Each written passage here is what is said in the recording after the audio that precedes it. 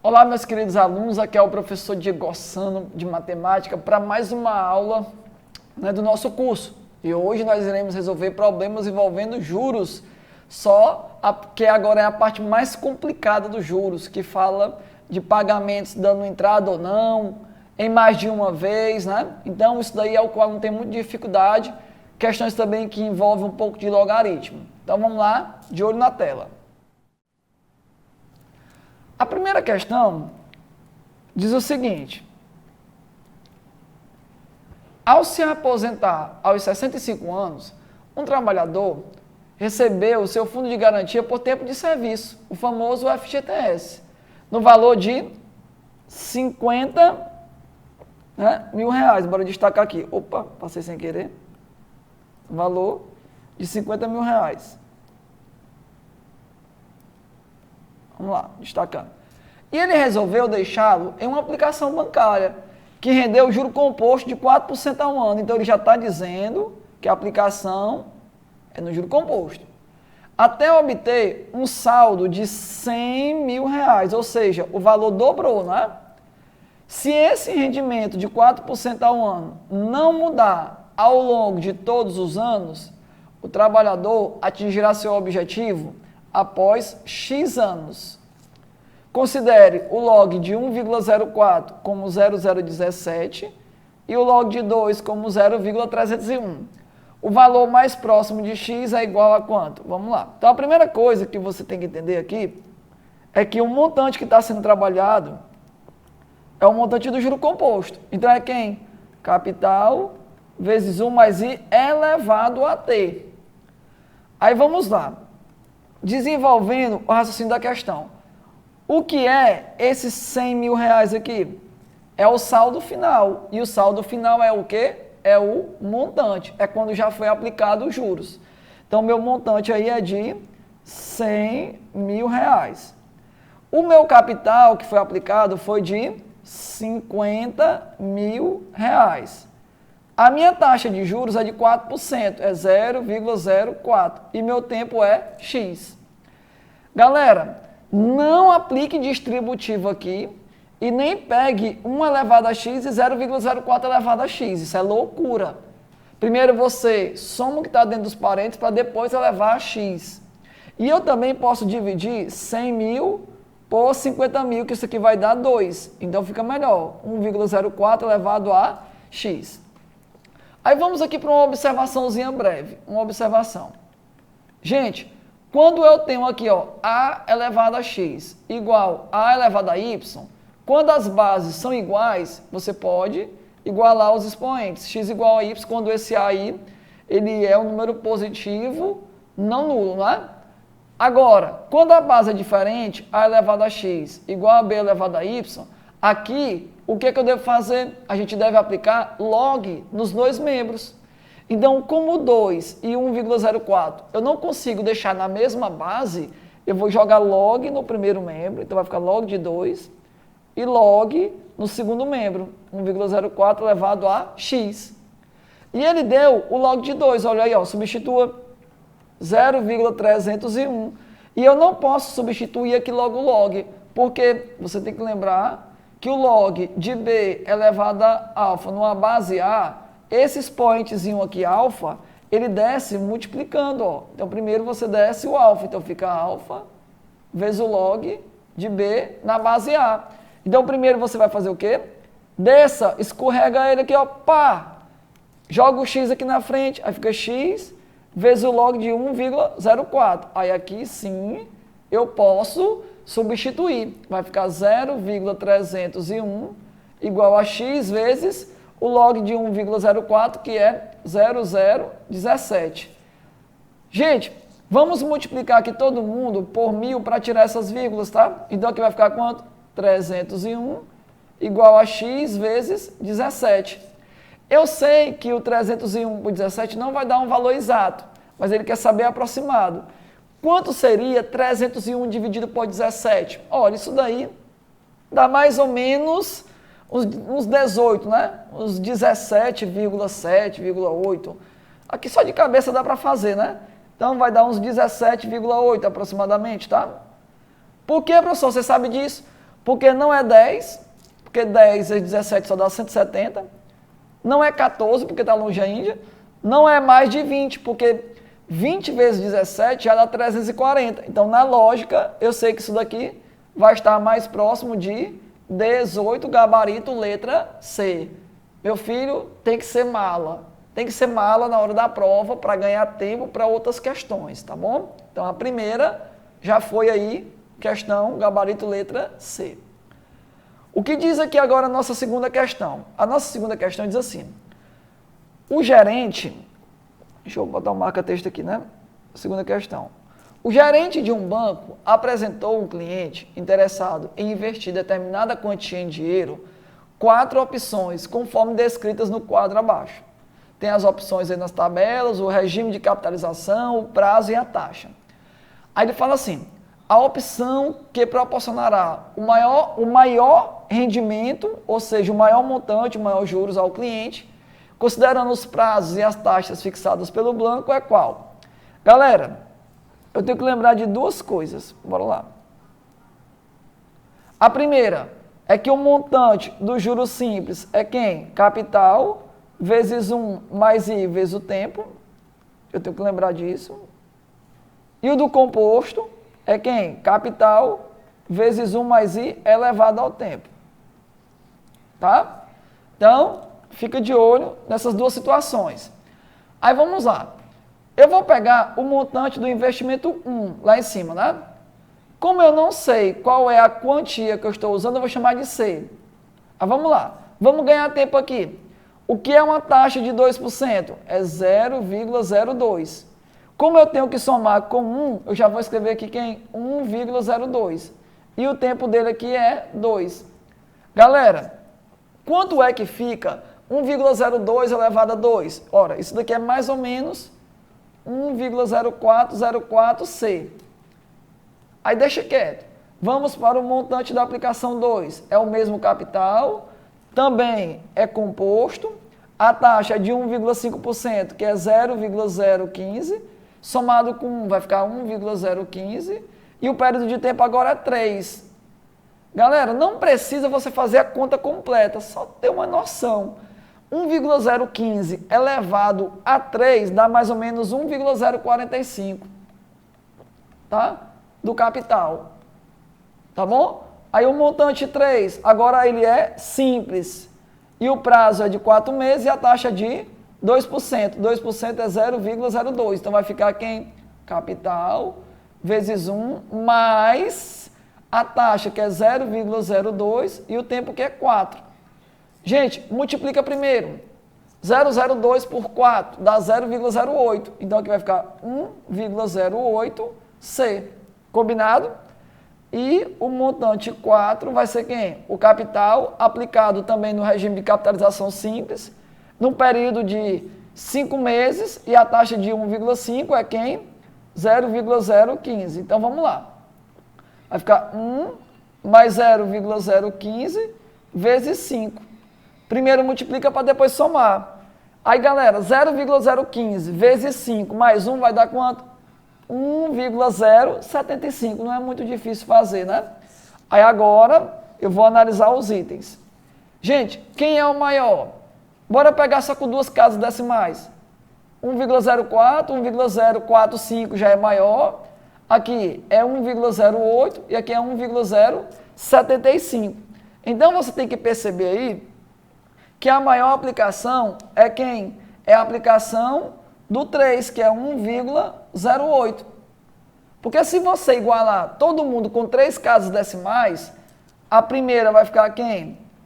1,040, a segunda vai ficar quem? 1,045, a terceira ficaria quem? 1,080 e a quarta seria 1,075. Então, o maior é a opção 3, que está na letra C. De caramba, é bem facinho, não é não? Vamos agora para a nossa questão de número 3. Vê aí o que é que ela diz, né? Bora lá. Questão 3. Diz assim, um financiamento de R$10.000 foi contratado a uma taxa de juro composto, ó. 3% ao mês, o rendimento dela. E ela será liquidada em 2 parcelas iguais. A primeira vencendo 60 dias após a compra e a segunda 90 dias após a efetivação do contrato. O valor de cada parcela desse financiamento é de aproximadamente quanto? Se eles deu esses dados aqui, gente, aí você vai ter que usar. Então vamos lá. Montando aquele meu esqueminha lá que eu mostrei para vocês. Olha aí, bora montar aqui nosso esqueminha, né? Como é que eu encontro o valor da parcela? Então, eu vou montar o seguinte esquema. Vou botar aqui para vocês, ó. A setinha para cima é o que você está devendo. Você está devendo hoje 10 mil reais. E a setinha para baixo é você pagando. Então, você vai pagar aqui, ó. Primeiro, você só vai pagar 60 dias após o ato da compra, né? Então, 60 dias depois, são quantos meses, hein? São apenas 2 meses. Deixa eu apagar aqui que ficou um pouquinho feio, né? Então, são 2 meses após a compra. Opa! Foi mais feio ainda, né? Deixa eu botar aqui, né? 2 meses, tá?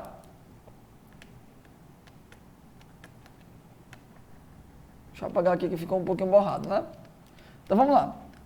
Então, ó, aqui, ó, 2 meses após e depois 90 dias são 3 meses após, né? Então, galera, o que vai acontecer? O que vai acontecer é o seguinte, que você vai querer pagar prestações iguais, eu vou chamar de P, e você não vai dar entrada. Então, olha o que nós vamos fazer aqui para resolver essa questão. Tu pode resolver assim, 10 mil reais é o que você está devendo.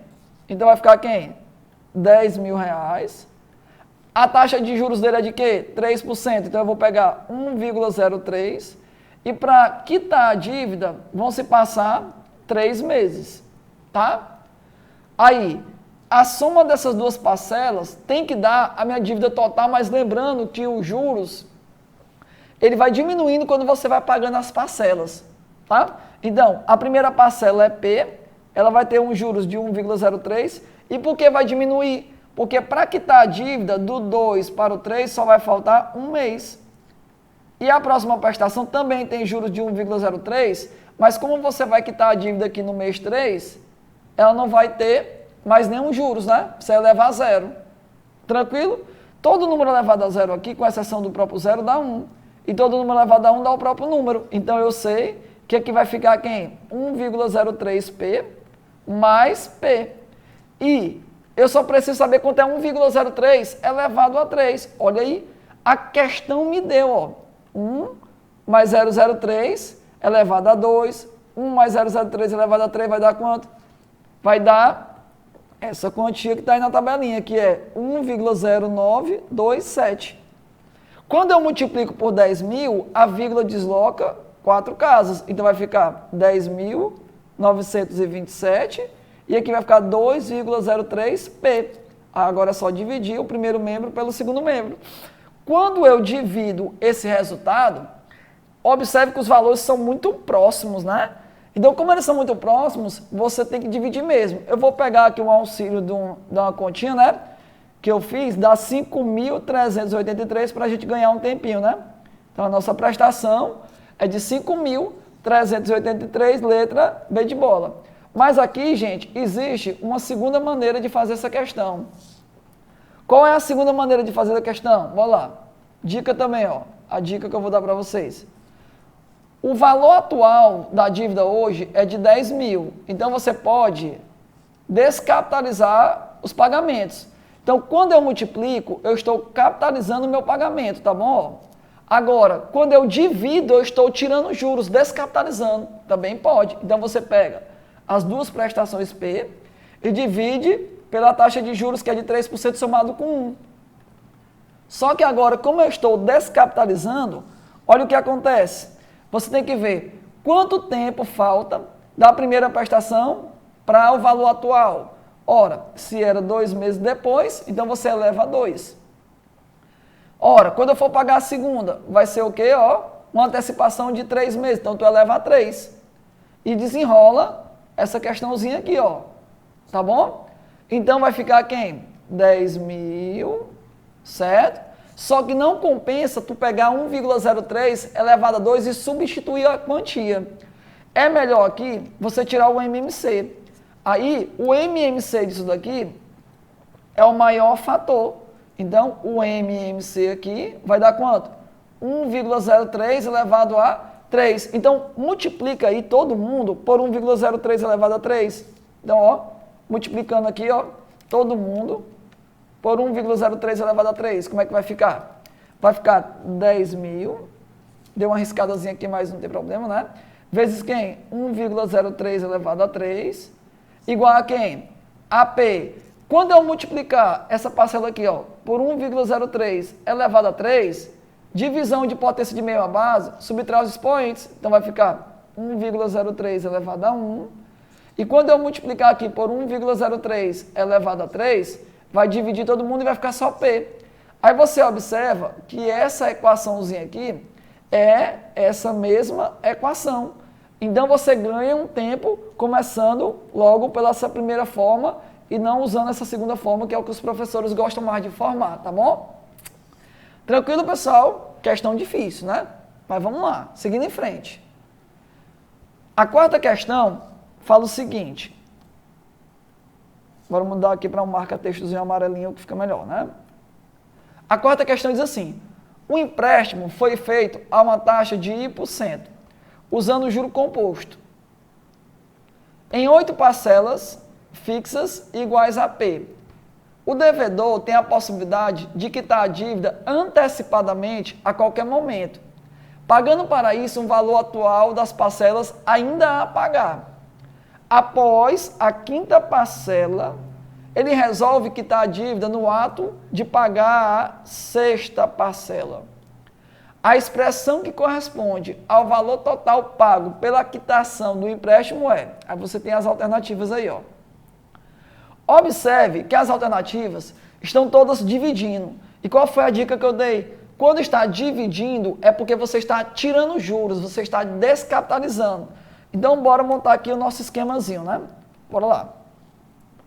Então, o que eu vou fazer? O valor atual que eu vou pagar é como? Ora, eu vou montar o esquemazinho lá do diagrama para vocês, né? Então, eu vou botar aqui, ó, todos os pagamentos. Aqui, ó, é o tempo e aqui é a dívida. Você tinha uma dívida aí qualquer. Então, você vai começar em 8 parcelas. Você vai pagar aqui, ó, a primeira, a segunda, a terceira e assim sucessivamente. Aí vai ter o quê? A 5ª, 6ª, 7ª e 8ª, né? E a 8ª prestação. E ele diz que essas prestações valem P, então todas são iguais. Então é P, P, P, P, P, P, P, P, P, P, né? Aí o que acontece? Gente, após pagar a 5ª parcela, então ele pagou a primeira, a segunda, a terceira, a quarta e a 5ª. Então ele pagou isso daqui. Ele pagou. Está restando isso daqui, ó. Então restou essas 3 parcelas. E aí ele quer antecipar. Então ele quer antecipar pagando a 6ª, a 7ª e a 8ª. Gente, quando você vai antecipar uma parcela, você vai pedir um desconto. Então você vai tirar uns juros dela. Então como é que eu vou fazer aqui? Eu vou colocar as minhas 3 parcelas.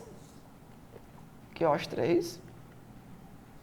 E elas valem P. E quando eu estou tirando os juros, eu devo dividir por 1 mais essa taxa de juros. Então fica 1 mais I%, que ele diz que é em porcentagem, né? Aqui fica 1 mais I%. Aqui também fica 1 mais I%. Só que você tem que levar ao tempo de antecipação. Aí eu vou até mudar aqui para a canetinha vermelha.